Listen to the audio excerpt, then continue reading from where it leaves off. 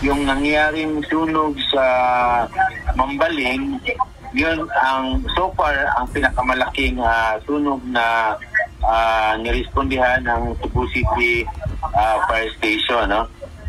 Na nakapagtala tayo ng 105 no, na bahay na talagang nilamon yung 100 na bahay at saka totally burned. Nabulabog ang mga residente matapos sumiklab ang sunog sa Sitio Nabal, Barangay Mambaling, Cebu City madaling araw nitong Linggo. Sa ulat ng Cebu City Fire Station, nagsimula ang sunog 1:14 ng madaling araw. Dahil sa patuloy na paglakas ng apoy, ay inakyat na ito sa third alarm. Inabot ng 2 oras bago tuluyang maapula ang apoy at idineklarang fire out 3:05 ng umaga. Sa lawak at laki ng pinsala, halos naubos ang nasa 100 residential houses na pawangyari sa light materials, habang 5 ang partially burned. Kwento pa ng mga otoridad, ang ilan sa mga residente ay kinailangan pang mamangka papalayo para lamang makaligtas sa mapaminsalang apoy. Gayunman, sinabi ng Cebu City Fire Station na walang napaulat na nasaktan o nasawi sa insidente. Maraming mga informal settlers, talagang nahihirapan tayo sa mga daanan, no? Makipot yung daan at saka yung mga tao halos nandun na sa daan din to naka-obstruct na sila sa mga passageway ng ating mga fire trucks. Kailangan talaga yung proper coordination with the barangay tanod, the police, no, para talagang maayos yung crowd control.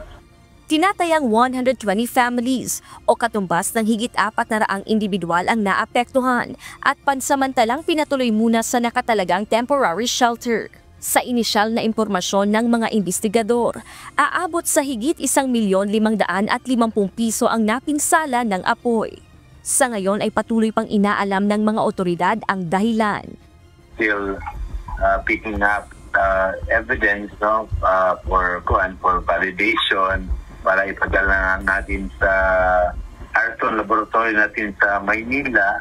All the big fires, no, in Cebu City ay under investigation. Although pwede nating ma-attribute ito sa kuryente, no?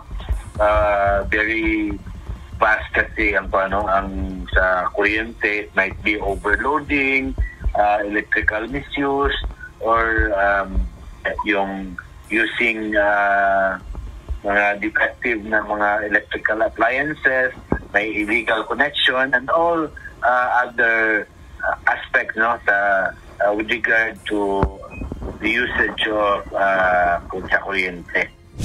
Saktong pagpasok ng Fire Prevention Month, 7 insidente na ng sunog ang naitala ng Bureau of Fire Protection sa Cebu City ngayong buwan. 3 rito ay residential at iniuugnay sa kuryente. Gladys Tuwabi, UNTV News and Rescue. Diyos ang aming sandigan, serbisyo publiko ang aming pinahahalagahan.